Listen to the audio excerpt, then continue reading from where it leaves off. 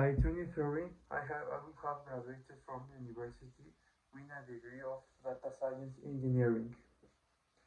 I will have I will have worked in interesting projects about AI and data analysis. I will have gained experience in programming and problem solving, and I think I will have started to work in a good company where I can learn new things. Also, I think I have met new people, made new friends, and strong relationships. I will have I will learn to manage my time better and balance work, study, and personal life. Um, and I think that by 2030, I will have become a more responsible, independent, confident, and happy person that I am right now.